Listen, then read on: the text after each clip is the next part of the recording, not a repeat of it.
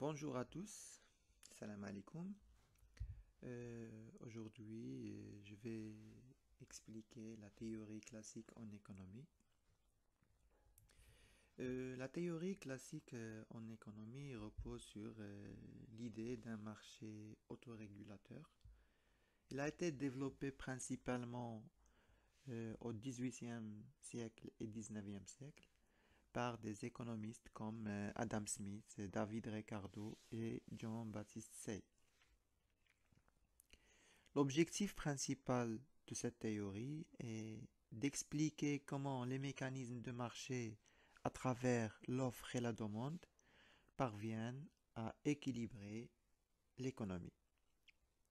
Donc la théorie classique met en avant trois idées fondamentales.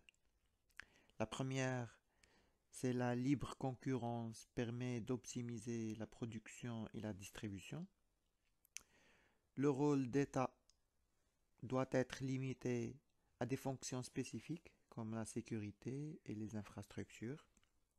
Et à la fin, la dernière idée, les individus agissent de manière rationnelle pour maximiser leurs intérêts.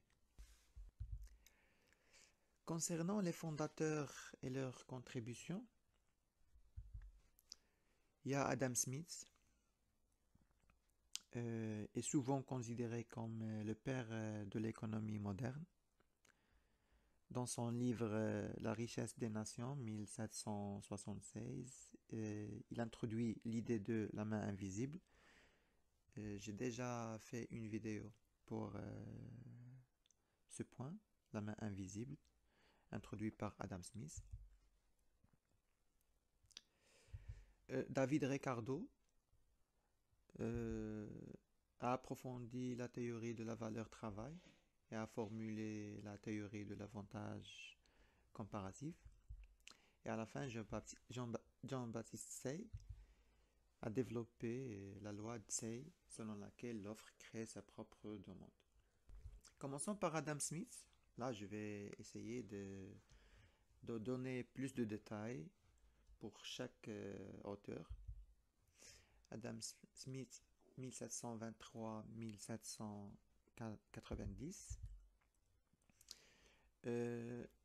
Son premier idée, c'est la main invisible, un mécanisme invisible qui coordonne les actions individuelles vers un bien commun.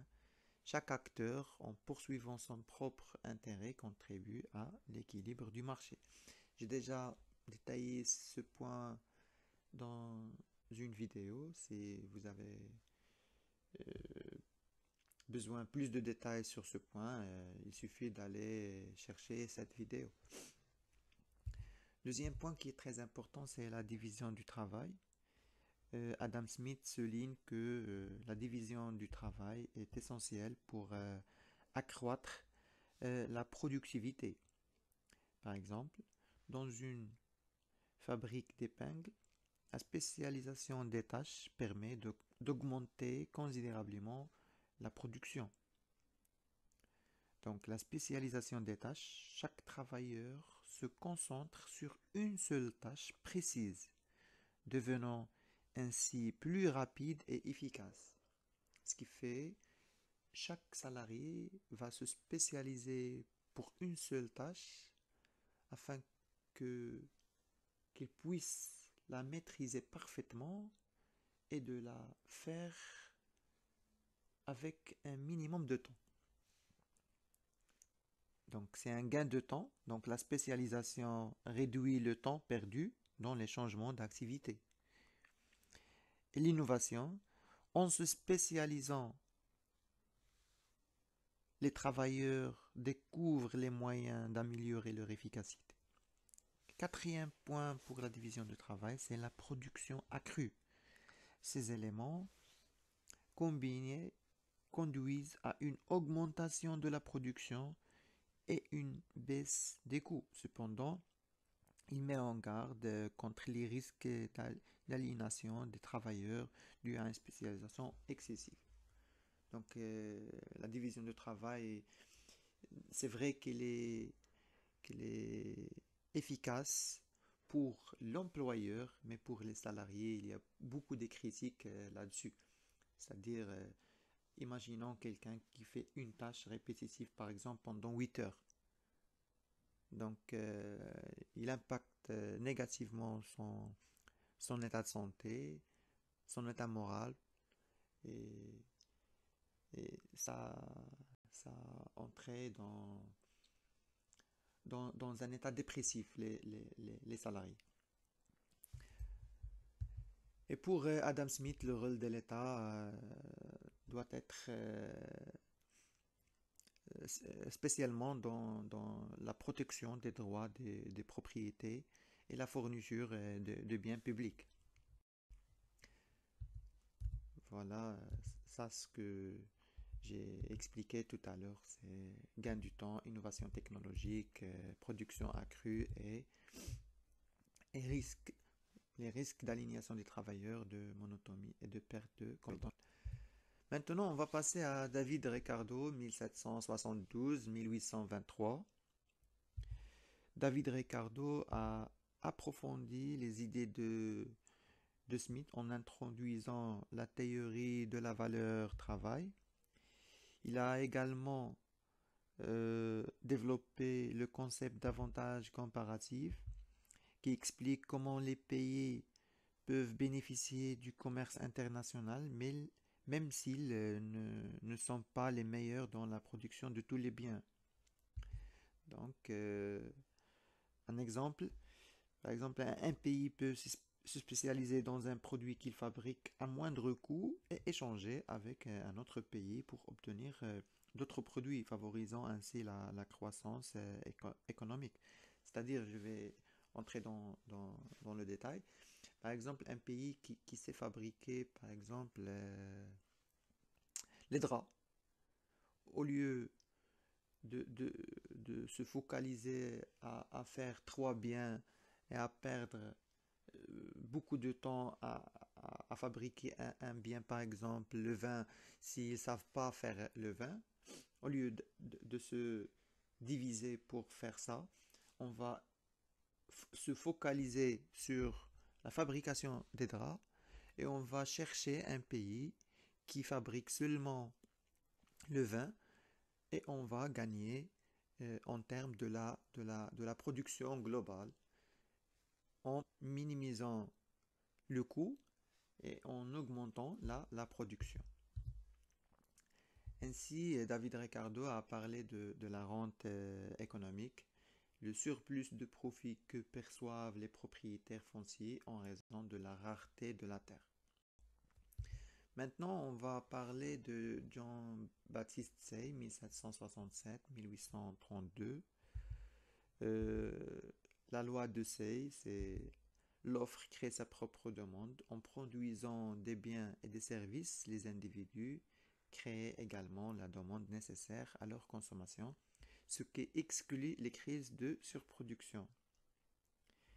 Donc voilà, Jean-Baptiste Say est connu pour sa propre loi, la loi des débouchés, selon laquelle l'offre crée sa propre demande.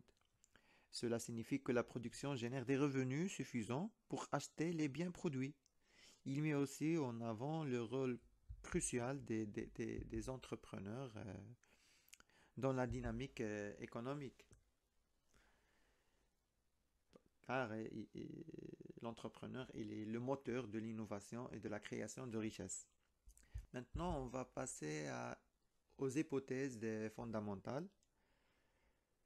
La théorie classique repose sur plusieurs hypothèses.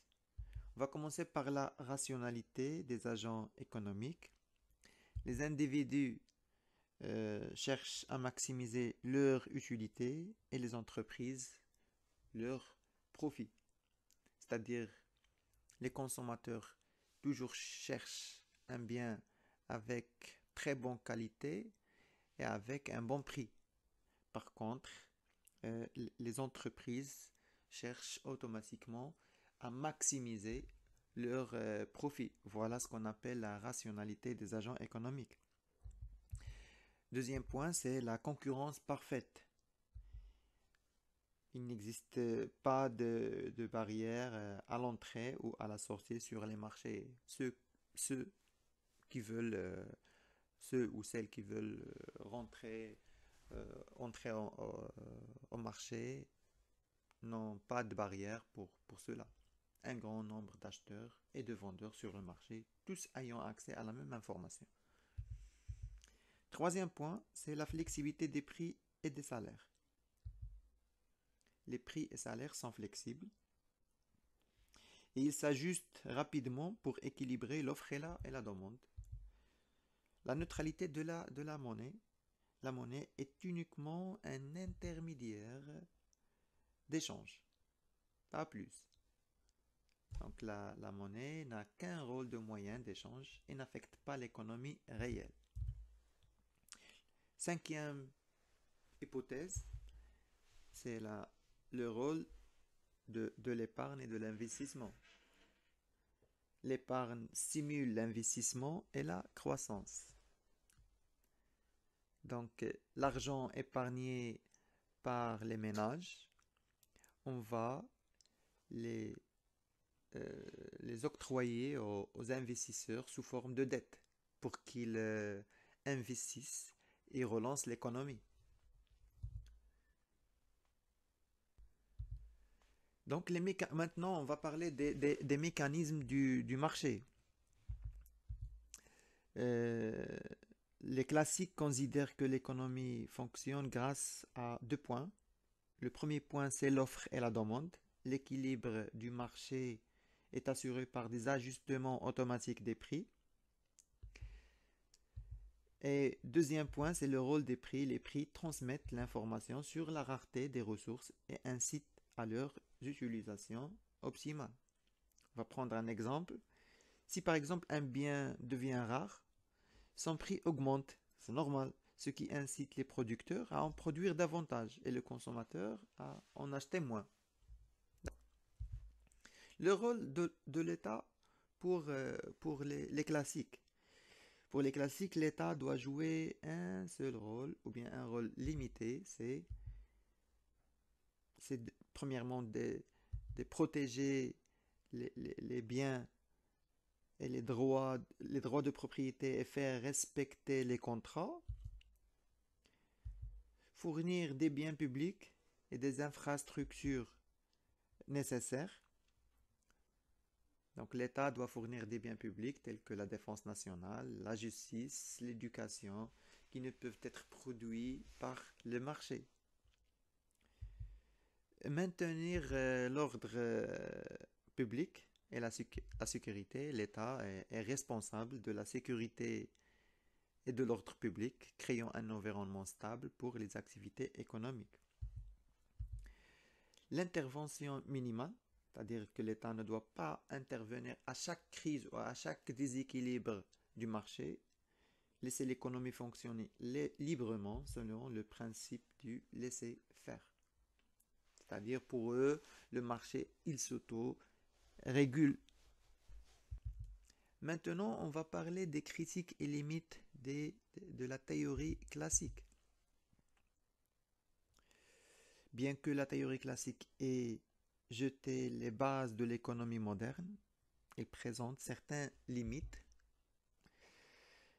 En cas de crise économique, pour les classiques, il n'explique pas les récessions prolongées ni les crises comme celle de 1929. Rigidité des prix et des salaires, c'est-à-dire en réalité les prix et salaires ne s'ajustent pas toujours rapidement, ne sont pas toujours flexibles, ce qui peut empêcher le marché d'atteindre l'équilibre. Aussi un point très important, c'est les inégalités sociales. La libre concurrence peut creuser les écarts de richesse. Et le quatrième point, simplisme des hypothèses, bien un proche simpliste. Donc les classiques supposent que les individus sont parfaitement rationnels et que l'information est accessible à tous, ce qui est rarement le cas. Pour conclure, la théorie classique a marqué un tournant dans l'histoire de l'économie en proposant une vision structurée du marché et des mécanismes. Cependant, ses limites ont ouvert la voie à d'autres approches, comme celle de Keynes, qui répondent mieux aux défis économiques contemporains. Euh, Elle est essentielle pour les étudiants de comprendre ces concepts afin de mieux analyser les débats économiques actuels et d'appliquer ces idées dans des contextes modernes. Là, je suis arrivé à la fin. Je vous demande de, de liker et partager la vidéo avec vos amis et de vous abonner si vous n'êtes pas encore abonné. Et merci pour votre attention.